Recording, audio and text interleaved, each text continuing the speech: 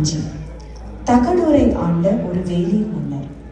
அதியமான் சங்ககால புலவரான ஔவையின் நெருங்கிய நண்பர் ஆவார். அதியமான் கொடைகுணம் கொண்ட கடையேழு வள்ளல்களில் ஒருவர். அவரது கொடைத்தன்மையின் தனி சிறப்பு என்னவென்றால், தனக்கு மிஞ்சியதை மற்றவர்களுக்கு அள்ளி கொடுப்பது மட்டுமல்லாது தன்னுடைய அரிய பொக்கிஷங்களையும் மற்றவர்களுக்கு கொடுக்கக்கூடிய தாராள மனப்பான்மை கொண்டவர். ஒரு நாள் சாகாவரம் தரக்கூடிய மிக அரிய வகை நெல்லிக்கனியை மலைக்காட்டில் இருந்து பெற்றார் அதியமான். அப்போது காட்சி ஒன்று. அவையில் ஔவையார். ஔவையார் அரசவைக்கு வருகிறார். அதியமான் அவருக்கு வணக்கம் செலுத்துகிறார். அம்மா, தங்களுக்கு ஒரு சிறிய பரிசு.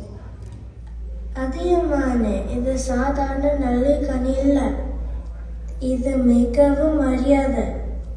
நீங்கள் சாப்பிடாம எனக்கு ஏன் தருகிறார்கள்? அம்மா, நான் ஒரு அரசன். என் கடமை மக்களை காப்பது. நீங்கள் தமிழை காப்பவர். நீங்கள் நீண்ட நாள் வாழ்ந்தால் தமிழும் வாழும். என் வீரை விட உங்கள் தமிழை நான் அதிகம் மதிக்கிறேன்.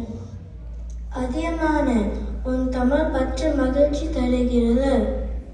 நீ நீண்ட நாள் வாழ்ந்த புகழ் பலம் வள்ளலாக இரு. ஆனால் உன் முகத்தில் கவலை தெரிகிறது. அதற்கு காரணம் என்ன? நம் உச்சன் மூலம் செய்தி வந்தது. அண்டை நாட்டின் தொண்டைமானின் படை தயாரா இருக்குது. மன்னா, நீ பல பொருட்களில் வெற்றி பெற்றவன். இந்த செய்திக்கு நீ பயப்பட வேண்டுமா? நாம் போருக்கு பயப்படவில்லை. ஆயுதங்கள் பழுதாகி உள்ளதால் அடுத்த போருக்கு தயார் இல்லை. அதுதான் என் கவலை. கவலை வேண்டாம், நான் தொண்டைமானிடம் சென்று பேசி வருகிறேன்.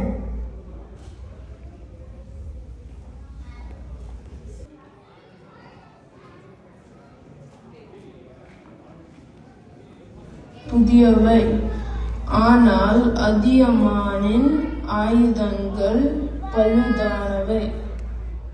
தொண்டைமானே, உன் படை வலிமை வியக்க வைக்கிறது. ஆயுதங்கள் புதியதாகவும் போருக்கு தயாராகவும் இருக்கிறது. அப்படியானால் நான் அதியமானை தாக்க படை எடுத்து செல்லலாம் என்று சொல்லுங்கள். மன்னனே, உன் ஆயுதங்கள் பளபளப்பாக இருக்கிறது. ஆனால் அதியமானின் ஆயுதங்கள் பழுதாக உள்ளன. என்ன சொல்கிறீர்கள்? பழுதான ஆயுதங்களா? அதியமான் பழைய ஆயுதங்களால் வீரத்தை கற்றுகிறான். உனக்கு ஆயுதங்கள் அழகு சேர்க்கிறது.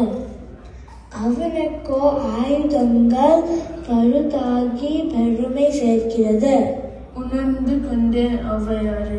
அவனது வீரத்தின் முன் என் படை வலிமை சும்மா.